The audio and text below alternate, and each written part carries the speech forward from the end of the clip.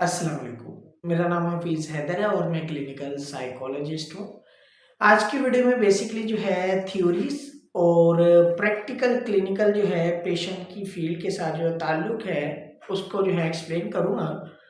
बहुत सारे जो है न्यू इंटर्न्स उन्होंने जो है थ्योरीज के ऊपर बड़ा फोकस किया होता है, कंटेंट हाइलाइट्स किए होते हैं और अच्छा खासा जो है वर्क किया होता है और हर तरह उन्होंने जो है थ्योरेटिकल वर्क को जो है क्लियर किया होता है। अच्छा खासा नॉलेज होता है। और लेकिन जब वो जो है प्रैक्टिकल फील्ड के अंदर जाते हैं और अक्सर जो है उन्हें कुछ चीज़ों को जो है वो फेस करना पड़ता है। सबसे पहली बात ये है कि जो चीज़ें उन्होंने एज इट इज़ जो है पढ़ी होती है वो इम्प्लीमेंट नहीं कर पाते, वो कंफ्यूज हो जाते हैं। सेकंड नंबर पे कि थ्योरेटिकल और प्रैक्टिकल लाइफ में जो है बहुत फ़र्क है।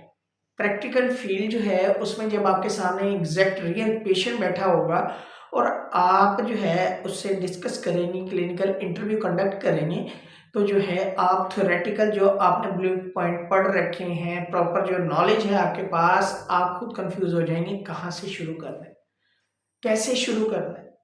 और ये जो नॉलेज होगा आप जो एज इट इज पढ़कर जो है थ्योरेटिकल बेस के ऊपर जो है आप पेशेंट के साथ जो है क्लिनिकल इंटरव्यू को कंडक्ट करेंगे, तो उसमें जो है कल्चरल वेरिएशन आना शुरू हो जाएगी। क्योंकि आपने या हमने जितना भी सिलेबस पढ़ा है वो जो है अमेरिकन कल्चर से रिलेटेड है, हमारे पाकिस्तान कल्चर से रिलेटेड नहीं है। यहाँ पेशेंट को जो है मैनेज करना जो है दूसरे कल्चर से बहुत ज़्यादा डिफिकल्ट है। हमारे पास बहुत सारे ऐसे पेशेंट होते हैं जो लैक ऑफ इंफॉर्मेशन होती है, उन्हें कोई नॉलेज नहीं होता कि जो है साइकोलॉजिकल प्रॉब्लम्स को कैसे डील किया जाता है। यहाँ जो है सिर्फ और सिर्फ एक ही कॉन्सेप्ट होता है, मेडिसिन मेडिसिन और मेडिसिन।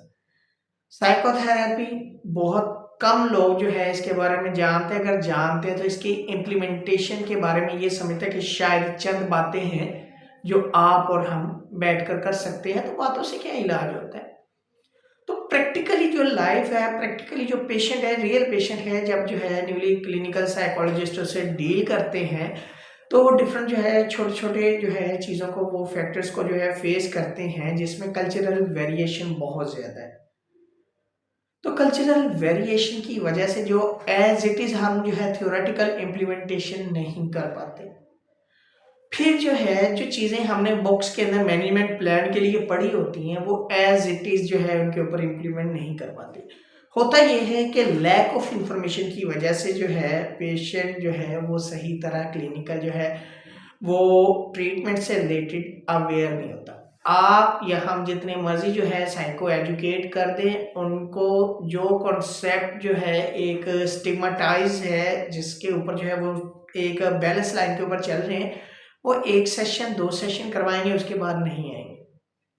हालांकि एक सेशन दो सेशन में जो है मरीज की हिस्ट्री तक नहीं ली जाती और यहाँ हमारे कल्चर के अंदर ये समझते हैं कि जो है हमने दो सेशन करवा लिए हम ठीक हो गए, हमें आगे इलाज की ज़रूरत ही नहीं है। ये कौन सा इलाज है जिसमें जो है साइकोलॉजिस्ट बात करते हैं और हम ठीक हो जाते हैं। तो वो क्या करते हैं, सेशन को मिस करना शुरू कर देते हैं। हाँ, बाद दफ़ा ऐसे प्रॉब्लम्स जो है वो फेस करना पड़ते हैं न्यूली इंटर्न्स को कि पेशेंट जो है साइकोटिक फेज में बैठा होता है जिसमें जो है ग्रैंडियोसिटी हो सकती है या मैनिक एपिसोड हो सकता है या फिर जो है स्किज़ोफ्रेनिया का पेशेंट हो सकता है। तो वो बैठा होगा तो उसके अंदर इंसाइट नहीं होगी, फैमिली वाले जो है लेकर आएंगे तो जो है इनिशियल स्टेप है तो उसे जो है मेडिसिन की ज़रूरत है। काउंसलिंग तो उसके लिए जो है फ़ायदेमंद है ही नहीं। उस स्टेज में जो है अगर जो क्लिनिकल साइकोलॉजिस्ट वो प्रैक्टिस में पड़ी हुई सारी चीज़ें, थ्योरेटिकल फील्ड के अंदर पड़ी हुई सारी चीज़ें जो है वो इम्प्लीमेंट करना शुरू कर दे पेशेंट के ऊपर, तो पेशेंट ठीक नहीं होगा। क्यों? पेशेंट के अंदर इंसाइट ही नहीं है। तो इसीलिए उस टाइम जो है क्लिनिकल साइकोलॉजिस्ट को फैमिली को जो है डील करना चाहिए, फैमिली को जो है साइको एजुकेट करना चाहिए। अभी फिर वक्त जो है इसे मेडिसिन की ज़रूरत है, जब कुछ ठीक होगा तो जो है फिर इसे सेशन की ज़रूरत है।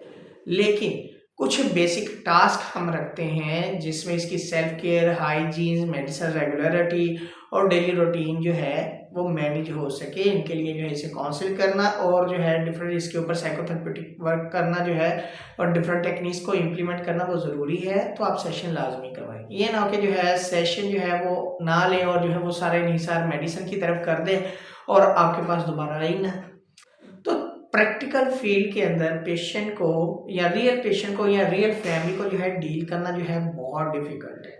कोई आसान काम नहीं है। पेशेंट के सामने बैठकर जो है डिस्कशंस करना, प्रॉब्लम तक जाना, मैनेजमेंट प्लान बनाना, उनको जो है बाकायदा जो है वो प्रैक्टिकली उनके ऊपर जो है लेकर आना और पेशेंट को जो है एक रिकवरी फेज के ऊपर लेकर आना बहुत टफ चैलेंजेस है।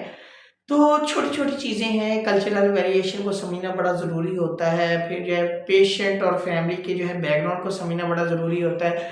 फिर जो है पेशेंट का जो है टेम्परामेंट लेवल या अंडरस्टैंडिंग लेवल या कॉग्निशन लेवल उसको जानना बड़ा ज़रूरी होता है। उसके बाद जो है फैमिली की एक्सपेक्टेशन, पेशेंट की एक्सपेक्टेशन उनको जो है जानना बड़ा ज़रूरी होता है। और फिर जाकर जो है प्रॉपर एक प्लान ऑर्गेनाइज किया जाता है। अगर हम जो है प्लान को वैसे जो है लेकर चलेंगे जो है एज इट इज़ बुक के ऊपर जो है लिखा होगा तो जो है सॉरी टू से हम अपने कल्चर में इम्प्लीमेंट नहीं कर सकते। हमें जो है कुछ उसमें चेंजेस करनी पड़ती है according to current symptoms requirement के अकॉर्डिंग और करंट जो है हमें नीड जो होती है उनके अकॉर्डिंग। तो थ्योरी को पढ़ लेना और प्रैक्टिकली जो है जब पेशेंट को फेस करते हैं वो चीज़ें हम इम्प्लीमेंट करते हैं तो काफ़ी सारी जो है प्रॉब्लम्स आती हैं। तो इसमें जो है परेशान नहीं होना। और ये अक्सर जो है हमें आने वाले जो है क्लिनिकल प्रैक्टिशनर को जो है फेस करनी पड़ती हैं चीज़ें। जब इंसान जो है प्रैक्टिस में आता है, जब क्लिनिकल साइकोलॉजिस्ट जो है वो बनने के लिए जो है राग़िब हो जाता है, उस रास्ते पे चलो पड़ता है तो उसके लिए जो है ये चीज़ें आसान हो जाती हैं और इंसान जो है वो सीखता रहता है। तो वीडियो अच्छी लगी हो तो आप लाइक कर सकते हैं, शेयर कर सकते हैं, चैनल को सब्सक्राइब कर सकते हैं। कोई भी किसी भी किस्म का सवाल हो मुझे डायरेक्टली कमेंट बॉक्स में आप कमेंट कर सकते हैं या मुझे व्हाट्सएप के ऊपर व्हाट्सएप कर सकते हैं। तो इंशाल्लाह मिलेंगे नई वीडियो के साथ। अपना बहुत ज़्यादा ख्याल रखना। ओके, अल्लाह हाफिज़, अल्लाह निगहबान।